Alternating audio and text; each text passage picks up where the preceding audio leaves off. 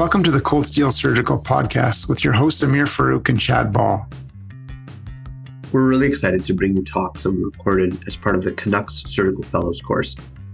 CANUCS is a national organization that stands for Canadian Collaborative on Urgent Care Surgery, and they've been doing some amazing work in understanding emergency general surgery and trauma in Canada.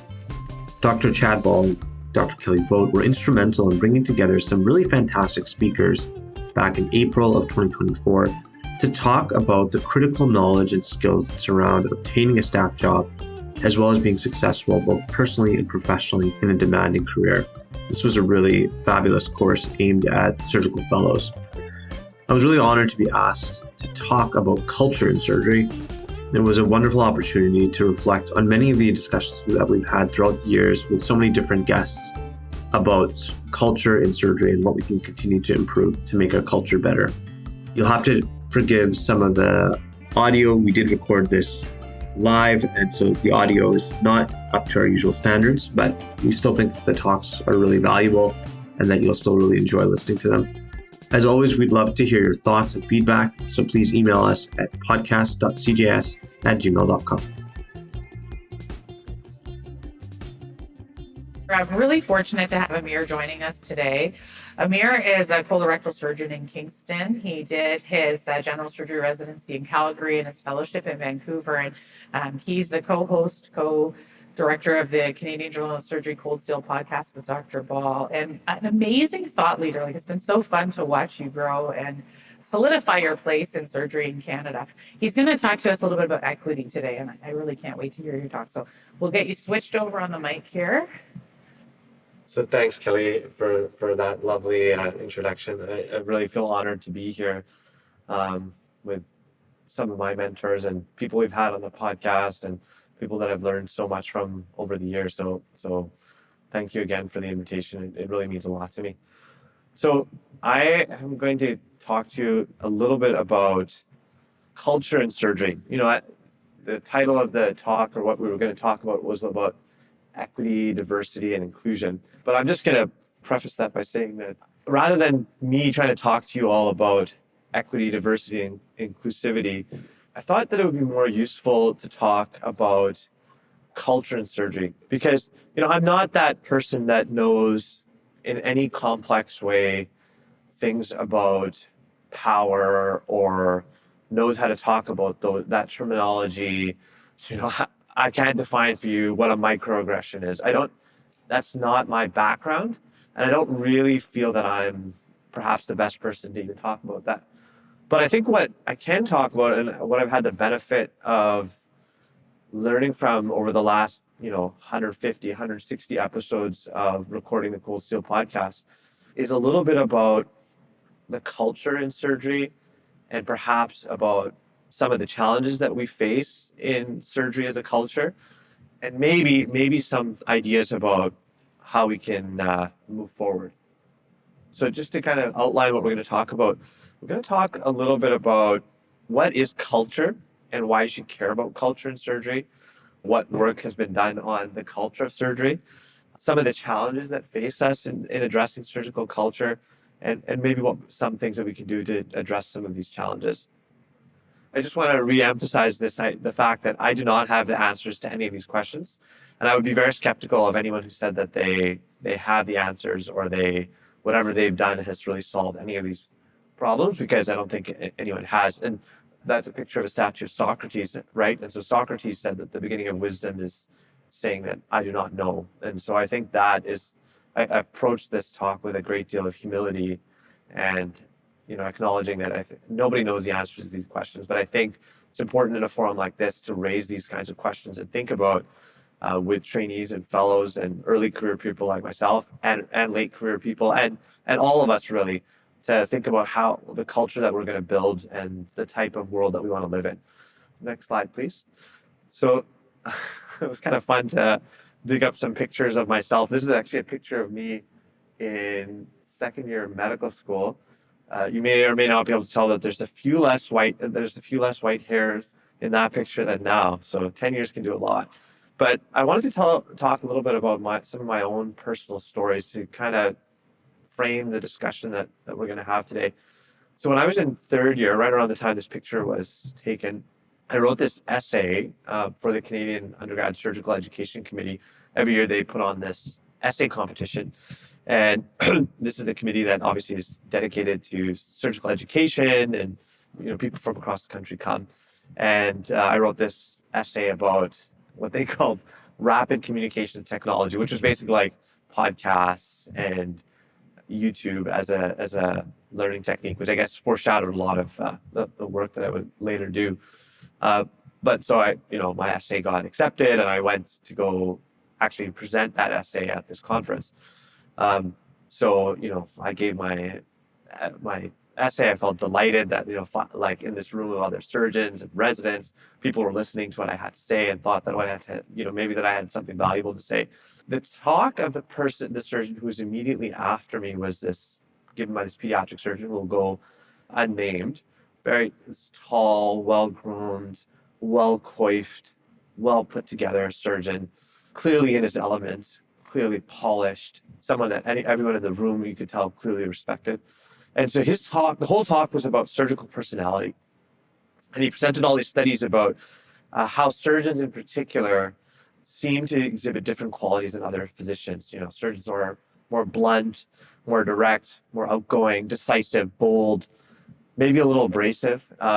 And he had, one of the things that always struck me about him was that he's this pediatric surgeon with these large, like probably size 8.5 size gloves.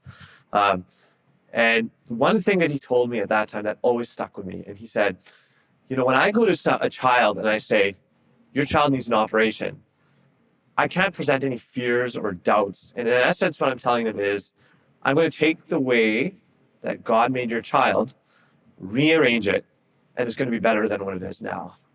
And in that moment, I kind of had this feeling like, oh boy, I am not going to be that person. I'm not going to be able to be that type of surgeon, nor do I find myself fitting into necessarily any of these personality traits that he's talking about. I don't look like that guy who's giving this talk, and I certainly don't behave or see myself or have the same qualities that this surgeon has. And so during one of the breaks, I went to, obviously, I'm in a bit of anguish now, sitting in the audience. And so I go to one of the residents who I knew, was actually doing an elective with at the time at their institution. And I said, hey, I had a question for you. What happens if you don't have that personality? Can you make it? And so then he kind of shrugs and he says, you can do it, but you just won't be well liked. And so it's funny how that comment, someone, I'm sure that person doesn't remember it. I'm sure neither the presenter remembers the talk nor the resident remembers the comment, but the comment stays with you, and it stays with you for a very long time. It kind of haunts you in a way. And and I'm sure all of us in this room have an element of imposter syndrome and things like that. But I think it's very important to think about what comments like that mean, but also more importantly, what the culture of surgery is, and to be very thoughtful about the type of world and environment that we want to live in. So what is culture? Just briefly, culture refers to the shared and fundamental beliefs, normative values, and related social practices of a group that are so widely accepted that they're implicit and they're no longer scrutinized. And this is actually from a paper by Tate Shanafelt, who's probably one of the world leaders in talking about burnout. Can you go to the next slide, please? And culture has all these different aspects to it. So one of the aspects, there's artifacts, there's stated values and assumptions. And culture is like this expansive, it's this multifaceted, it's deeply rooted in the profession and the history of a profession or organization, and it provides a sense of meaning, order, and stability. And it's something that gets passed on from older members to younger members. And artifacts are the sort of the visible manifestations of our culture. It's our actions, our behaviors, our heroes and rituals. Our espoused values are what our claims, or what we claim our values and priorities to be. But the tacit assumptions are really what drive all of those things really above it. And so we have to be really careful about thinking about the artifacts and not challenging what the tacit assumptions are underneath all of that, because that's really what drives culture. Can you go to the next slide, please? I think we all struggle with this because, there are a lot of things that we say, and sometimes the other term that's used here is the hidden curriculum, right? So there are a lot of things that people say, but what we actually see, the artifact of what actually is presented really reveals the underlying true belief or tacit assumptions that we have. So, the espoused values from our hospitals and the administrators are physicians are professionals, but, particularly in the US, people are having to do these pre-authorization, excessive documentation to justify your billing. And what that really reveals is that we don't trust you. The espoused value of physicians are our most highly trained and expensive workers, and we should maximize their efforts. What actually happens, the actual behavior is that we have tremendous clerical burden. And I think about this a lot for residents. What are our residents having to do the vast majority of the time is the discharge summaries, the ridiculous double order sets that are both printed and online. And what that actually tells residents is that your time isn't valuable. And it's the same for us as practicing clinicians. And high quality care, people say high quality care is our top priority, but our whole delivery system drives fatigue and burnout, and that erodes the quality of care. And really what that tells you is that economic priorities are more important than the quality that we drive. So I think it's really important when we think about culture is to really look at what the actual behaviors and then examine what the tacit underlying beliefs are, because that's the only way that we can really start to drive culture change and really try to think about what we can do differently, is to really challenge what we see around us, what the tacit underlying assumptions are, and then that's when we can actually start to make a change. So in this paper that Tate Shanafelt wrote, that where I'm taking these tables, he really goes on to talk about how culture probably is one of the most significant driving factors for burnout among clinicians. And I think that's incredibly important for us to think about for ourselves. But if you don't really think maybe that culture matters, like who cares if physicians burn out, just put your head down. This is what we've always done. Why should we do anything differently? This is how I trained. Why shouldn't we continue to train moving forward? I want to make the argument that culture matters to our patients, because I think that's something that all of us, both our tacit underlying assumption and what we say, I think that is true, that patient care and patient outcomes really do matter to us. Many people in the audience or listening to this podcast may know the story of Elaine Bromley. So Elaine Bromley was a young woman in the UK who, I believe this was in the 90s, went in for routine endoscopic sinus surgery, something very routine, day procedure. And she went in for this operation, and the anesthetist sedated her in order to intubate her. I think one of the key things that happens is, so the anesthetist tries to bag her, can't bag her, couldn't intubate her, tries to do an LMA, that doesn't work. And then just keeps on going where they get into this situation where they can't intubate her and can't bag her. And so her SATs for about a 20-minute period go to the 40s, the 20%. That's where her SATs stay. And so the anesthetists, by the way, these anesthetists are senior anesthetists or very well experienced. They had never had any issues in the past, well liked by their colleagues, never had any disciplinary issues or problems. These were not the people that we think, oh, these are the outliers, these are not good anesthetists. These were very well liked and established anesthetists. So the anesthetist calls in one of her partners. The second anesthetist also can't intubate this patient. By now, obviously, there's blood in the airway. It's really a desperate situation. The ENT surgeon also comes in and tries to do blind intubation.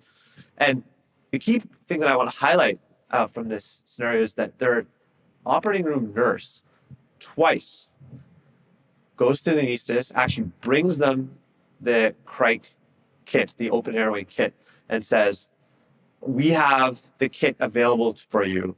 Would you like to do an open airway? And neither times were those thoughts acknowledged. So if you don't think that culture is important, I would challenge everyone to re-examine that, because it clearly is important. And this patient, actually, Elaine Bromley, went on to die. She went to the ICU. They eventually got the airway, but she went and died a few days later of hypoxic brain injury. And her husband, Martin Bromley, went on to become a huge advocate in improving the way that airway management is done. He's an engineer, and there's actually he done a ton of work afterwards in improving airway management. But I think it's critical to understand that piece of it, that the nurses were ignored, even though their suggestions were probably the most critical in that moment. I think it's important for us to also acknowledge that, I use this word power deliberately because that is a hot topic, hot word in our culture about the idea of power and dynamics and hierarchy. And I think we have to be aware that these things exist in our operating room for very good reasons, right? I think for very good reasons that exists in our operating room. And I think it is critical. But I do have to point out that these are things that do have an impact in ways that we may not necessarily appreciate or understand. And so this is actually a fascinating study done by one of our anesthesiologists at Queen's, Devin Sidor, a couple of years ago now, where he did this simulation study where he asked trainees to come into this mock scenario and work with this new anesthesiologist, who's actually just an actor. And during this scenario, this new anesthesiologist was asked the trainee to give a Jehovah's Witness a blood transfusion. They showed there's a couple of moments where there's ischemia, there's clearly been massive hemorrhage during this elective case, and you can see ischemia on the monitor. And so then he asked the trainee to give blood, and they tried to model a hierarchical situation in the OR. For example, no introductions are made, there's minimal eye contact, absence of social conversation, short dismissive responses to resident questions. Doctors are referred to as doctor, nurses as nurse. And so they tried to model these two different sort of frameworks. Yeah, so I think one of the high-level takeaway things is, so they didn't actually interestingly find a difference between the hierarchical model and the non-hierarchical model, but they found that the majority of trainees across the board did not challenge the anesthesiologist about giving blood. And the majority of trainees in both groups both checked and gave blood to the Jehovah's Witness patient in this simulated crisis scenario, even after they had read a preoperative consult that stated the patient's refusal of this intervention.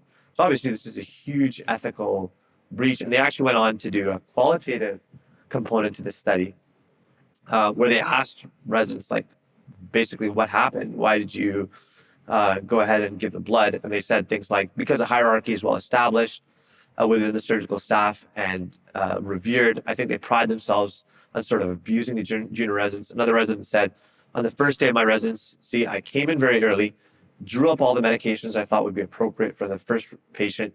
My staff anesthesiologist came into the OR and asked if those were my drugs, and I said yes. He proceeded to throw them in the garbage and didn't talk to me until after lunch. And that was my first day of residency. So I think we have to be very aware that the things that we do when we behave in these ways have an impact on patients, right? Both ethically and from an outcome perspective. I also want to point out that we often talk about the Safe Surgery Checklist as being this tool that was published in the New England Journal of Medicine, had a 4% reduction in mortality. And of course, I know many of our Canadian colleagues have challenged that idea, but suffice to say that the checklist has been adopted around the world. It's part of all of our operating rooms. And so, the question I think even the checklist team have asked is it really the checklist that saves lives? And I think when you talk to people like Alex Haynes or Atul Gawande, a lot of what they have found from doing some really interesting implementation studies in places like South Carolina is that it's not, they often feel that it's not so much the checklist. It's not saying oh, well, which side are you going to operate on?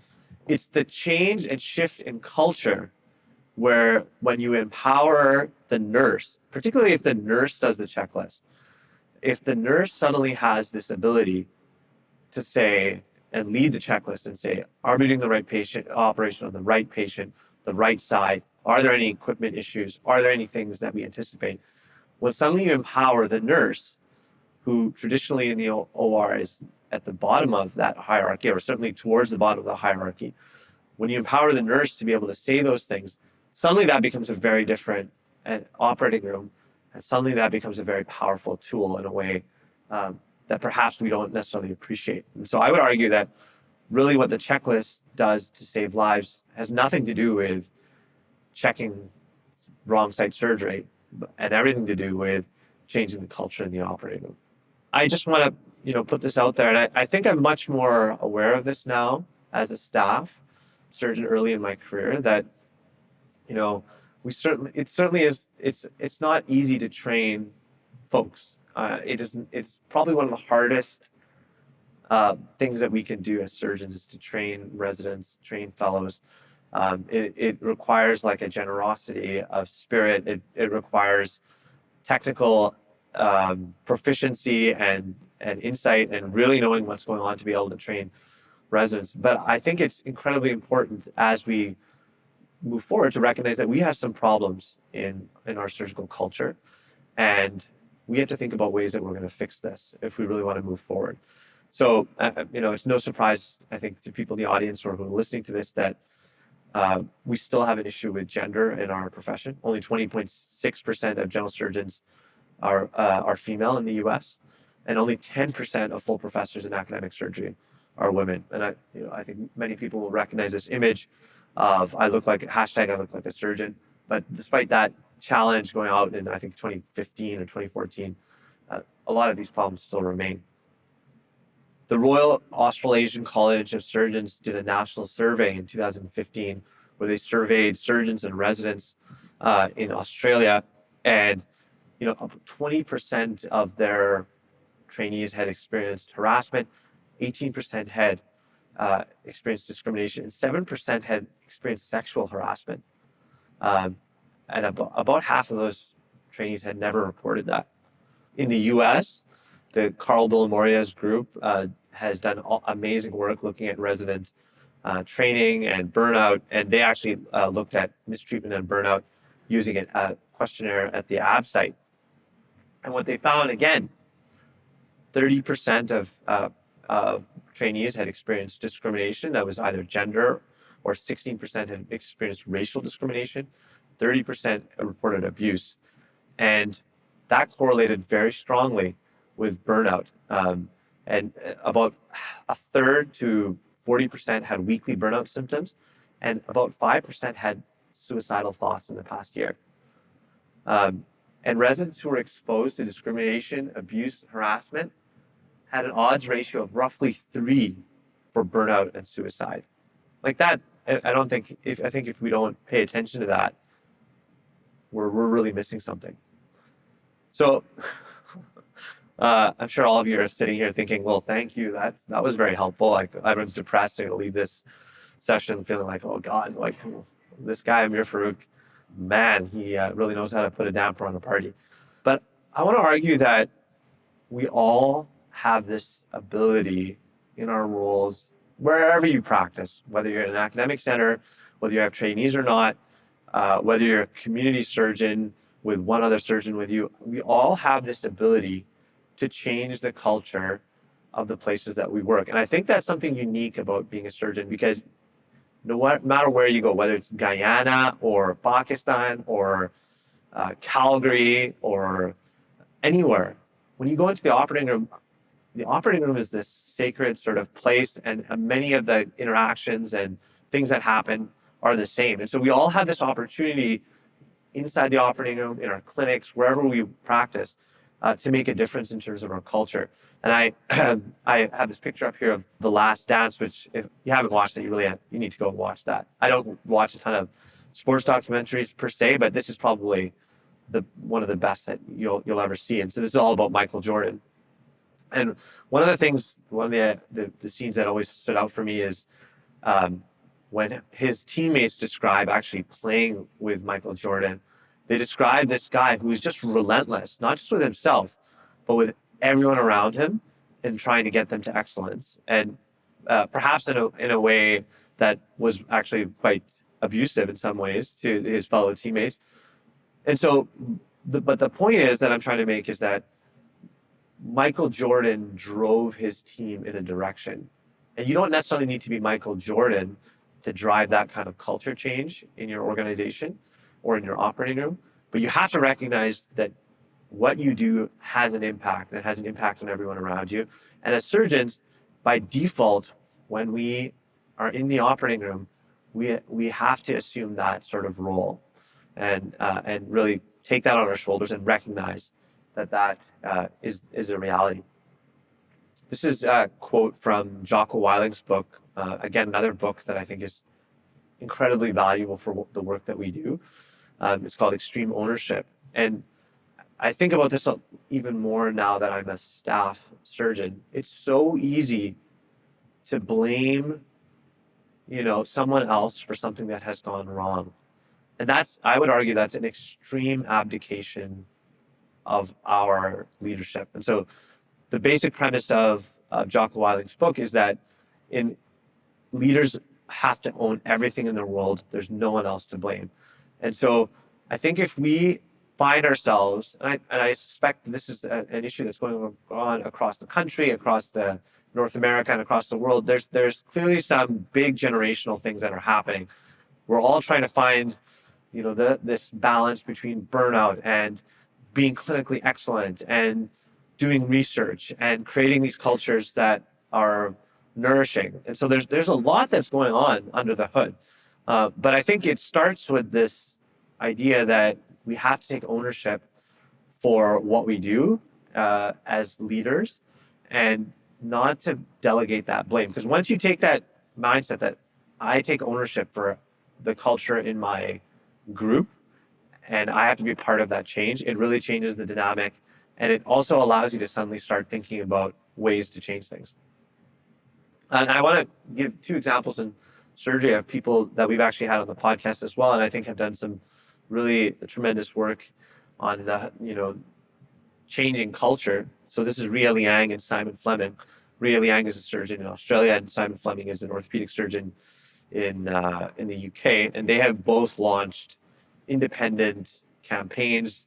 In the UK, it's called Hammer It Out, and in Australia, it was called Operate with Respect. And these were both national campaigns to work on bullying and discrimination. It's hard to quantify the effect of these types of campaigns, but I can tell you that, for example, in Australia, to practice, I have trainees, you have to have undergone this training. As an aside, I deliberately, like I told you at the top of the talk, that I'm no expert in EDI or DEI. I can't claim to know what works or what doesn't work. I don't know if various programs are going to increase diversity or not. All I can tell you is that I think all of us need to start thinking about how we can start to contribute to culture in surgery. And I think we can drive some really big change if that's what we care about deeply.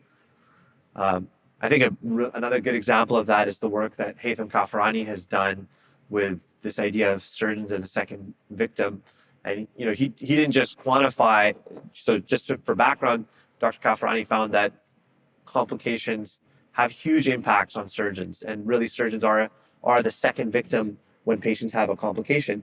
But he didn't just leave it at quantifying this problem. He took it a step further and actually did something about it and created this peer support program. So at Massachusetts General Hospital, otherwise known as Man's Greatest Hospital, they have a program where if someone has a major complication, they will reach out to you and say, we have a peer supporter.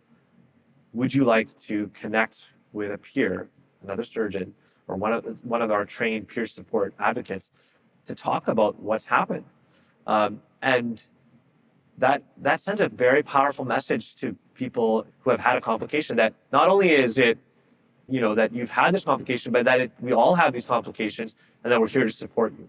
And so I think that we can all start to think about ways that we can improve culture in our organizations and design similar type things. I was just actually at SAGES before I came here. SAGES is the Society of American Gastrointestinal and Endoscopic Surgeons. They have a big conference every year. It's mainly focused around minimally invasive approaches for surgery. But the past president this year was Dr. Pat Silla. Dr. Silla is probably one of the pioneers in rectal cancer surgery and essentially invented TATME, which is transanal total mesorectal excision. She's also a Black female surgeon who is from Ivory Coast and is the president of one of the biggest international organizations of surgery in the world. So I was left incredibly inspired by her speech and by the fact that she was a president.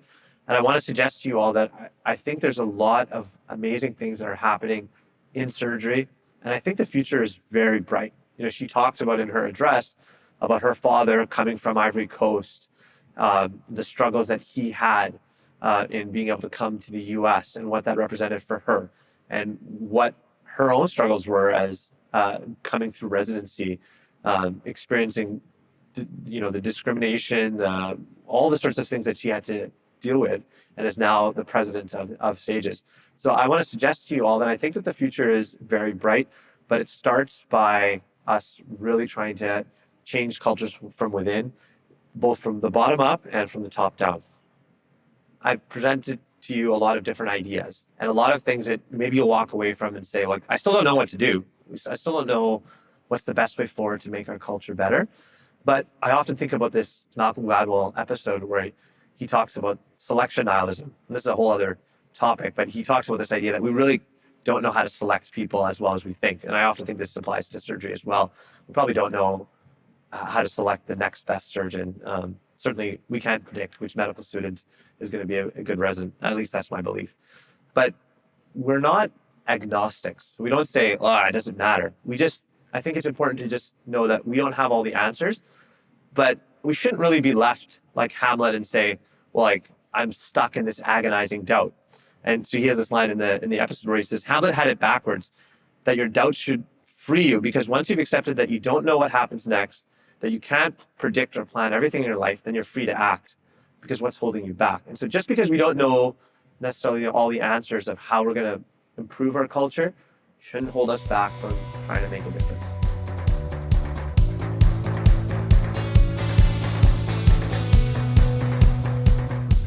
You've been listening to Cold Steel, the official podcast of the Canadian Journal of Surgery. If you have comments or questions, please email us at podcast.cjs@gmail.com. Thanks for listening.